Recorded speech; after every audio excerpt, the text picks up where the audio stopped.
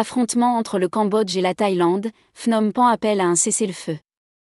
D'après un dernier bilan, les 2 jours de frappes meurtrières entre les deux pays voisins, qui contestent le tracé de leurs frontières communes, ont fait 33 morts au total. Le conflit pourrait-il s'arrêter là ? Après 2 jours de frappes meurtrières entre le Cambodge et la Thaïlande, qui contestent le tracé de leurs frontières communes, le Cambodge a réclamé vendredi un cessez-le-feu immédiat et inconditionnel lors d'une réunion d'urgence du Conseil de sécurité de l'ONU. Les combats ont fait 33 morts de part et d'autre de la frontière, selon les derniers bilans disponibles ce samedi.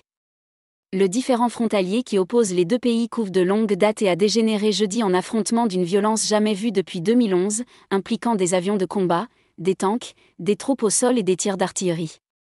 Plus de 170 000 personnes déplacées.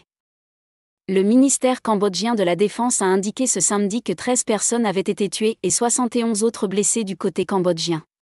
L'armée thaïlandaise a pour sa part indiqué que 5 soldats avaient été tués vendredi, ce qui porte le bilan à 20 morts côté thaïlandais, 14 civils et 6 militaires. Au total, le bilan dépasse désormais celui de la précédente série d'affrontements frontaliers majeurs entre les deux pays, qui avait fait 28 morts entre 2008 et 2011. Les affrontements ont contraint plus de 138 000 personnes à évacuer les régions thaïlandaises adossées à la frontière, tandis qu'au Cambodge, plus de 35 000 personnes ont dû fuir leur domicile. Des négociations possibles ? Le ministre thaïlandais des Affaires étrangères Maris Sangiampongsa a déclaré samedi que le Cambodge devait faire preuve d'une véritable sincérité pour mettre fin au conflit. J'exhorte le Cambodge à cesser de violer la souveraineté thaïlandaise et à se tourner vers le dialogue bipartite, a dit le ministre à la presse.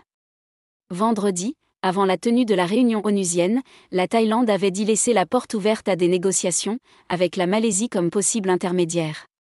La Malaisie préside actuellement l'Association des Nations de l'Asie du Sud-Est, ASEAN, dont la Thaïlande et le Cambodge sont membres. Escalade majeure du conflit. Les deux camps s'accusent d'avoir ouvert le feu en premier. La Thaïlande affirme que le Cambodge a ciblé des infrastructures civiles, dont un hôpital et une station-service, ce dont Phnom Penh s'est défendu. Le Cambodge accuse pour sa part les forces thaïlandaises d'utiliser des armes à sous-munitions. Ces combats constituent une escalade majeure dans le conflit entre le Cambodge et la Thaïlande au sujet de leur frontière commune de 800 km. Les deux voisins contestent son tracé, défini à l'époque de l'Indochine française.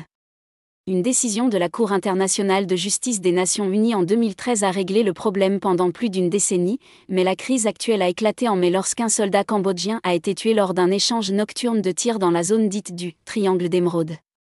Les relations entre les deux pays se sont particulièrement détériorées le mois dernier lorsque l'ancien Premier ministre cambodgien Hun Sen a publié l'enregistrement d'un appel de la chef du gouvernement thaïlandais d'alors, Paetongtarn Shinawatra, au sujet du différend frontalier. Cette fuite a provoqué une crise politique en Thaïlande. Les propos de la responsable politique ont été interprétés comme un désaveu des généraux de Bangkok et ont conduit à sa suspension par la Cour constitutionnelle.